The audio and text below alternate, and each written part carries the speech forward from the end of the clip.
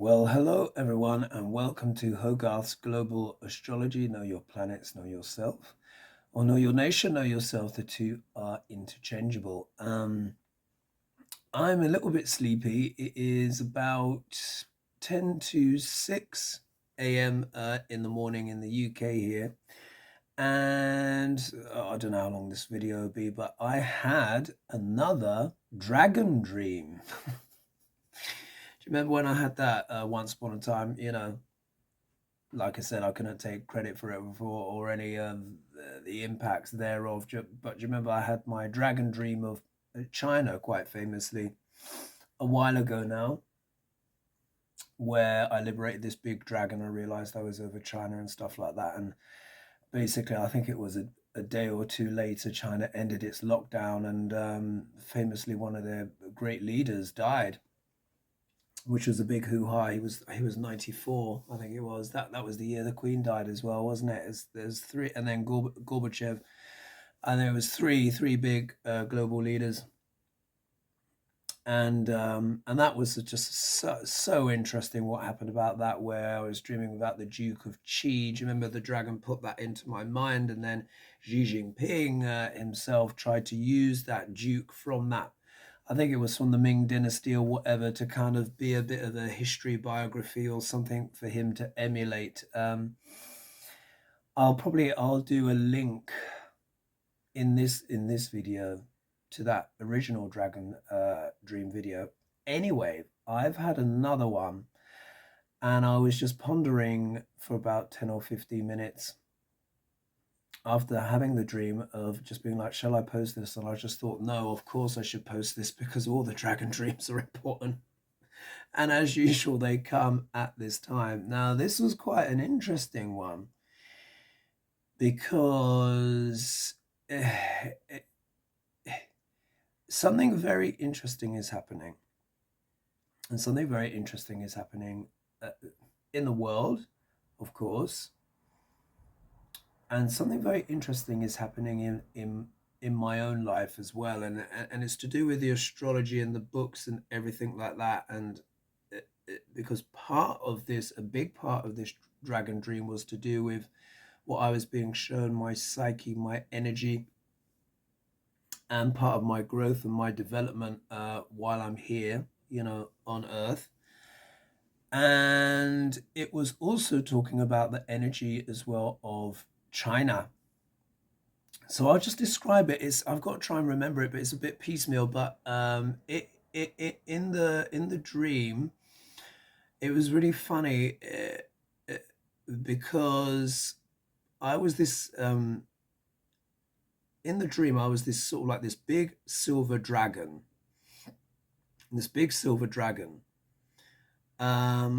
And it was either partly me, but I was observing this dragon. Now, what was interesting, we were in this kind of like mountainous area, and imagine it was like some kind of food festival or something like that. And anyway, I was waiting in the queue, waiting for food, and I really wanted to eat. And for some reason, some douchebag just kept faffing about, diddling around, blah blah blah. Wasn't getting the food ready, and it was almost time for everything to kind of like close. So I was there as myself, but I was there in sort of dragon energy as well, and I was silver. What's so funny is I've got a name that keeps coming into my head. Calsipher. Has anyone seen Howl's Moving Castle? I don't know if you've seen Howl's Moving Castle. It's a Hayao Miyazaki movie. One of his most famous films, which actually won an Oscar, and it's a film I adore. It's called Spirited Away, and I'm actually going to see the live production of it in London. I've just remembered, in May. I'm going to see the live production of this thing in May, and I can't wait. I'm really looking forward to it. It truly sensational film. If you've not, it's an animated film, but if you've not seen it, then maybe I put that in the link as well. Let me just put that, make a quick note before I forget. Let me just put here link to old dragon dream, dream, a link to spirited away,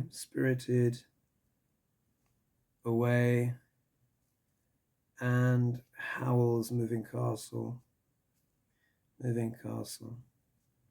Anyway, so I'm standing there as myself, as you see me now, but I'm in this sort of dragon energy as well. It's invisible to everyone else because people are just queuing up and waiting for food. For some reason, some douchebag just couldn't get his stuff together and whatever, and he ended up not giving me the food before things timed out.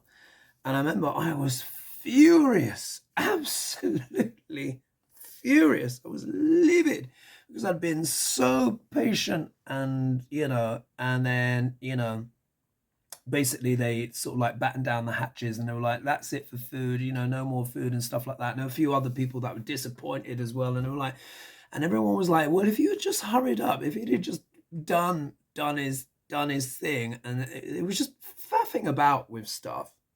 Anyway, but I remember feeling and I was just absolutely livid, and I kind of turned into sort of like my dragon self. But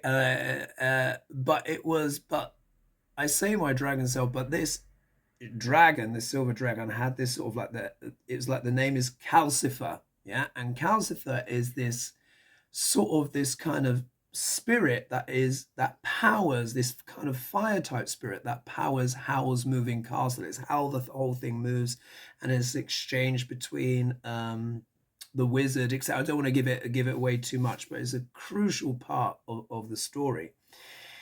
So I flew up in this dragon energy, and but was felt very weakened as well because I was supposed to eat.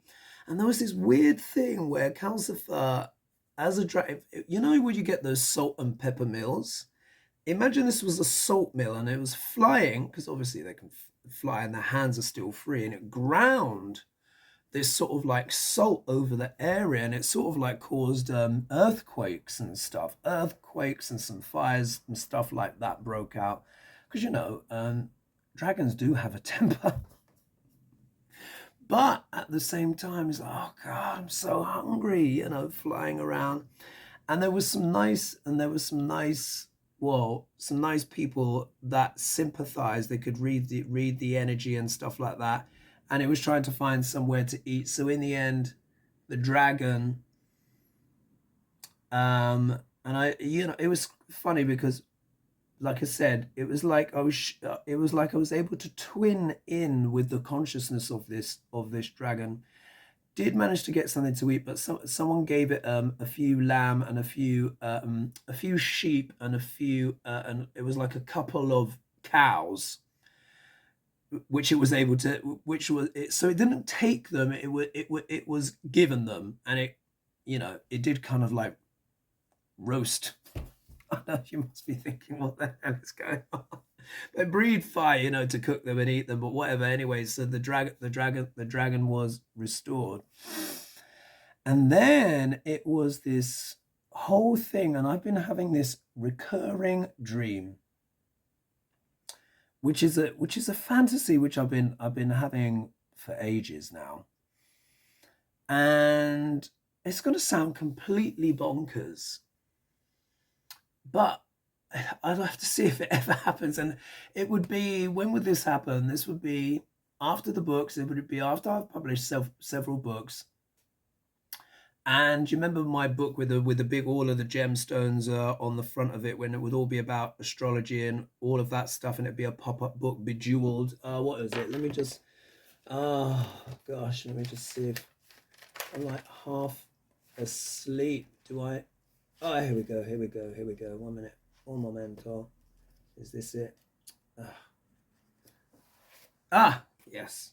All right. So look, you'll remember this. Yeah, you remember the book cover?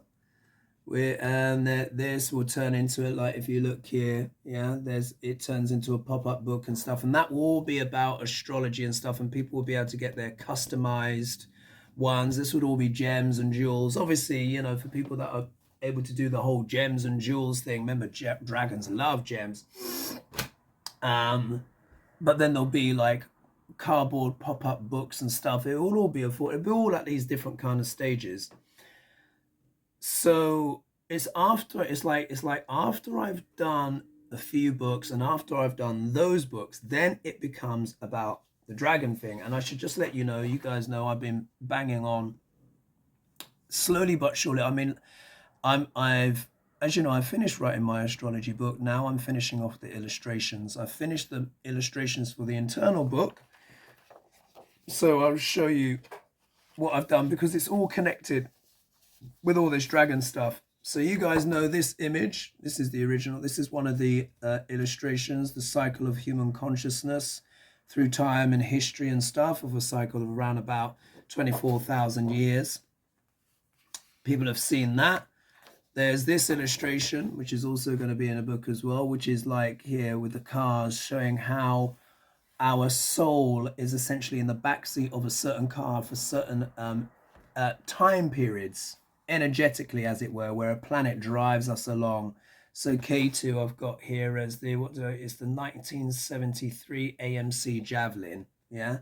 So K2 time period lasts for 7 years, do you see? And it goes like that. And then you get into the next car, the next car, the next car, the next car. You won't get them all unless you live for 120 years, but you know, we might get a few.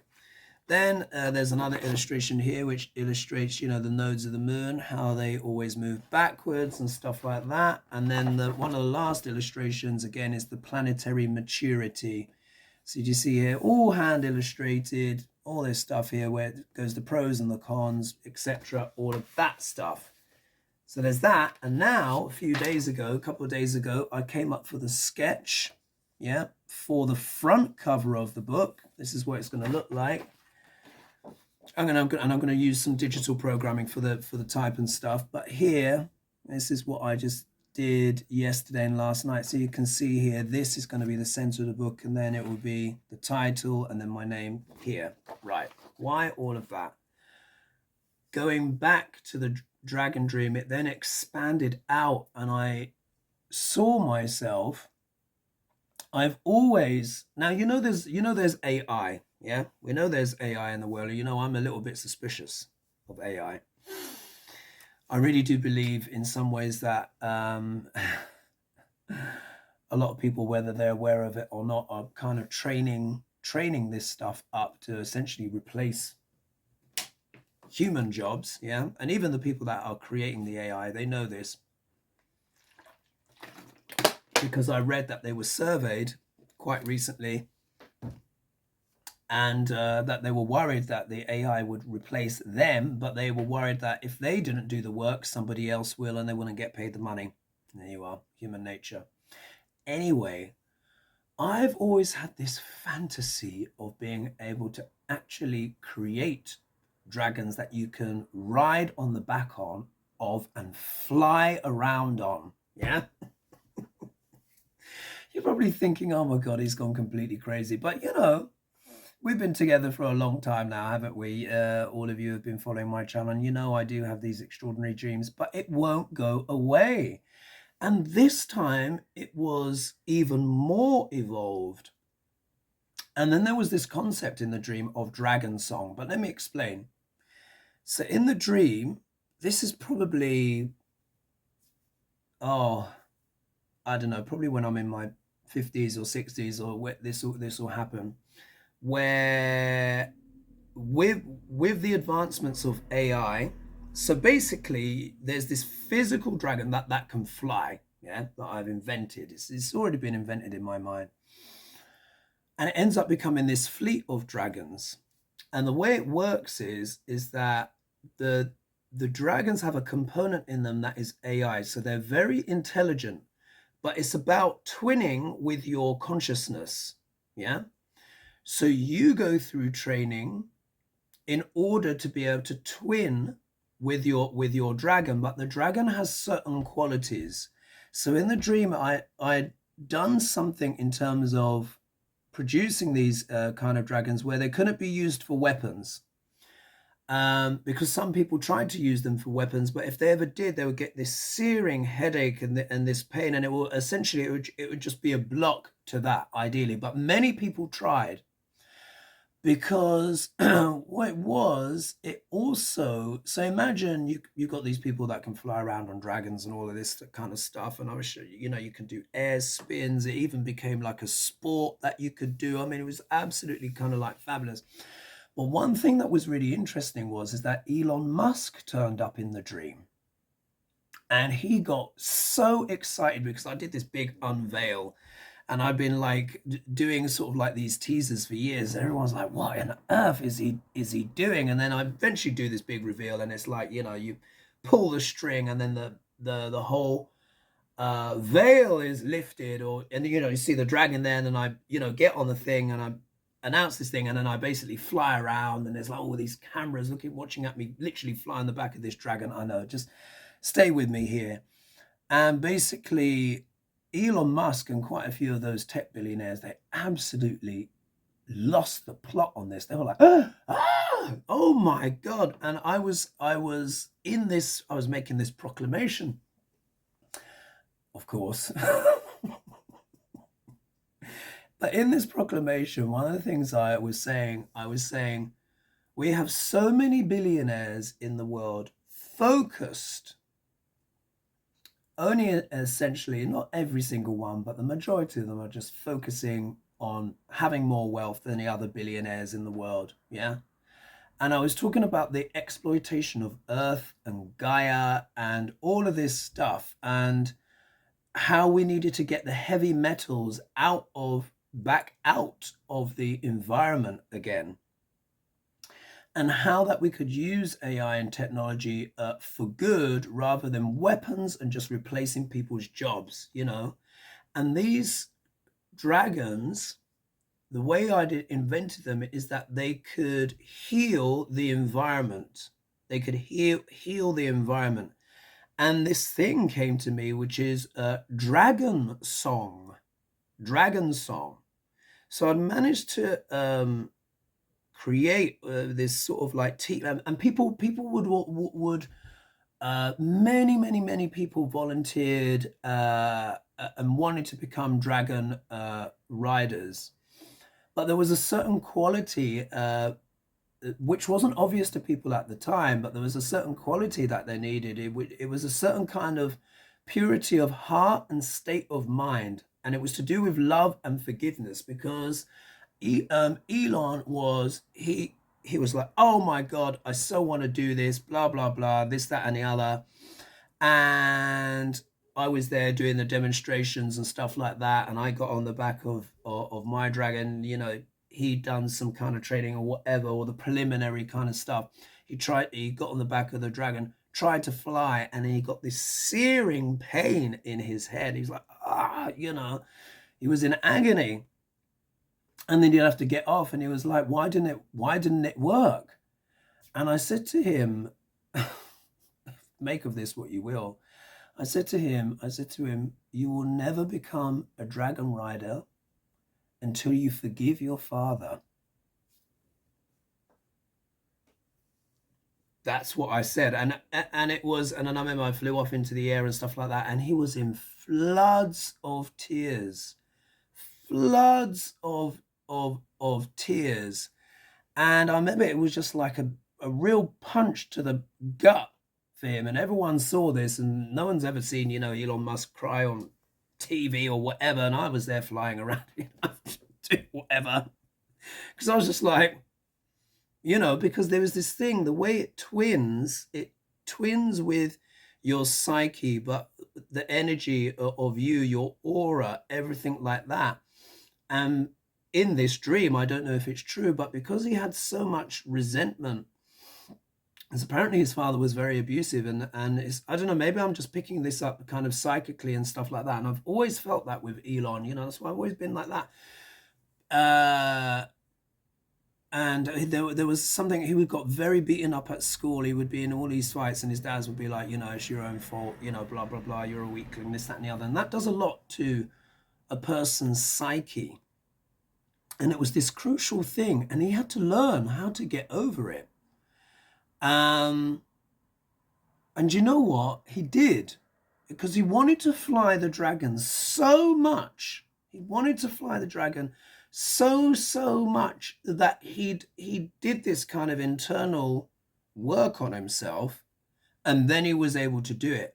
But what was really interesting was that what he didn't realize was that when he was flying and he would ride these dragons, he was also attuned to nature, because these dragon things, the way that AI works is like they are, the way I sort of designed it, as it were, they are synthesized, twinned with nature, with sort of like the energetic field of the earth, with the astronomy as well, like with energy of the stars.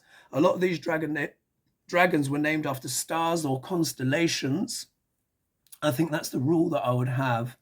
Or they can be named after maybe magical beasts or, creatures, but they can't, they won't be called Bill. You can't give it just like some bog standard name. It'd be like Merlin or Galadriel or Ursa, Ursa Major or whatever. They've got these kind of quite, well, grandiose names, I suppose you could say, but you wouldn't want to call, a dragon an ordinary name.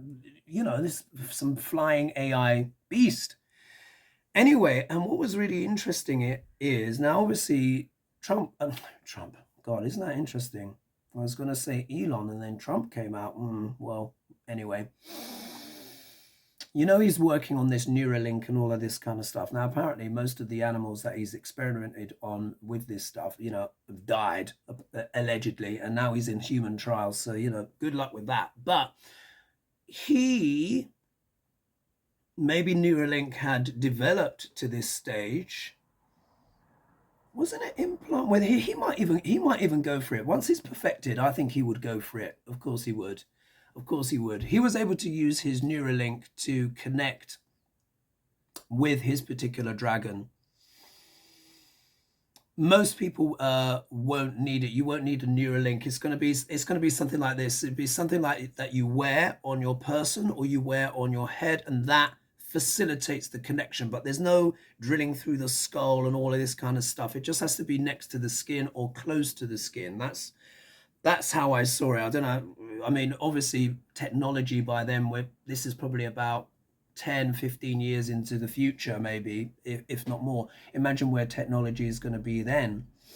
But because of this calibration that these dragons have, they can also tell parts of the earth that need to have healing. And the dragon song thing, and it was this big hoo-ha, and there was myself and about 9 others, and I think Elon was there as well, because at this point he just had this epiphany where it was this complete recalibration of his energy, and he became very devoted to, because he's obsessed with Mars, but if he does this, he becomes very devoted to Earth, because when he was flying on the jet, he had a complete connection with Gaia. When you're on these things, you have this complete sentient connection with Gaia, its energies, nature, even humanity, everything. and then you go to these places. So there was like this lake that was polluted or what have you. And then we kind of circled a certain part of like this lake at different points of the lake. And then we do dragon song. And it's like this directed energy at the water, which is done at a certain kind of like vibration. And what it does is it completely energizes the water, helps the molecular structure of the water. And it's like something happens where all of the heavy metals can also be taken out of it as well. And there was this other kind of device or something that I'd invented. It was actually something really simple. I'm sure it exists, where you put it in water and it can just remove metals, heavy metals and stuff. And then we were wondering what to do with the waste, because we'd accumulated so much, and it was like lead and cadmium and blah, blah, blah. There were all of these kind of like raw kind of materials that had been, like when you do alloys, like there's like might be colloid or alloyed gold or whatever, where you can put something on plates in a certain solution and the gold goes onto it. Well, this was kind of like you put these machines in the water, even in the sea, and it removes like lead and mercury and all of this stuff. But then, of course, it all gathers up and it, like in the back of the machine, you, after you've done a bit, you'd have like literally like a vat of like liquid mercury or something like that, which could be put to another use. But mercury is a massive poison. It's a huge neurotoxin, big neurotoxin. Anyway, so it was all of this kind of stuff. We were thinking like, how do we get rid of this stuff? And then we're thinking, oh, we could drop it into the heart of a volcano, molten lava or something like that. But then we're like, oh, what could, anyway, we found a way to kind of put it into some special kind of storage facilities and stuff like that, because it's not like it was plutonium or anything like that, but it was these deep site things where it couldn't do any harm to the earth or anything like that. And so there was that. But the other part of the dream, what I also understood in the dream as well, the silver dragon or Calsipher, what I was also being shown as well is that China is going to do some really significant moves this year. This year also happens to be the year of the dragon. Chinese New Year is going to be year of the dragon. Forgive me, I should have looked up the date in advance, but I just wanted to get on video. Remember, it's based on a lunar calendar, so it's either going to happen at the end of January or early February. That is when Chinese New Year will be, and it will be year of the dragon. So in the dragon dream, the kind of Calcifer energy was saying, expect big things from China. They've been holding back on a lot of stuff for now, but in the year of the dragon, which of course is considered one of the most auspicious years in all of China, there'll be a lot of women that will actually be trying to make sure they give birth in a dragon year, because dragon children are often very lucky. But there is something now. Will that involve Taiwan? We'll have to see. We'll have to see. But it's like what I was being shown energetically. Calcifer was saying that Xi Jin Ping is very excited about something, and he's got some surprises, and he's been waiting for the year of the dragon to come. Who knows what that will mean? As we often know with my dreams, it takes them a few weeks or sometimes a few months, and then they come true later. So I just wanted to add that bit in there as well. This dragon energy, which I can tune into, was saying that China has got some surprises up its sleeves, and that basically Xi Jinping has been waiting for the year of the dragon for a while.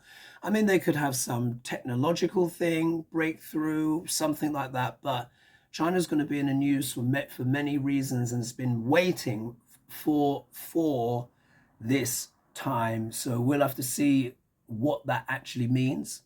Also as well, like I said before, remember I was talking about Uranus, I think at the start of the last Hergili, and I said there could be issues with earthquakes, and there was one in Mexico. And there's probably, because Uranus is going to be standing still, I think, around about the 27th, so coming towards the end of this month, but it's already slowing down. So there's going to be stuff to do with like earthquakes and stuff like that around the world, unfortunately. Uranus has a lot to do with earthquakes, and particularly when planets station and stand still, they become more powerful. So Uranus might be able to kind of shake the earth a bit. Neptune can also deal with earthquakes as well, but he's more tsunamis. Yeah, that's the earthquake that happens offshore, and then that comes in. But Uranus can, but also as well, remember, Uranus can also deal with political earthquakes as well. Oh, and the Beetlejuice thing, I think Beetlejuice is still there. I think I might have been sent a little bit of a hoax video. I think it was something to get a little bit of attention and thirst. When you read the live comments down the side, there was always this thing saying, make sure you share all of this with your friends and family and blah, blah, blah, and stuff like that. So anyway, like I said, it was something my sister sent to me. It was very it was interesting anyway, even if not real. In many ways, I think it was actually symbolic of of big change as well coming to the world. So I just thought I would share that with you. Please don't forget to share, like, and subscribe. I hope you found that interesting. Bit rambling. And I will see you all soon, probably Thursday, Friday. All right, bye-bye for now. Big love.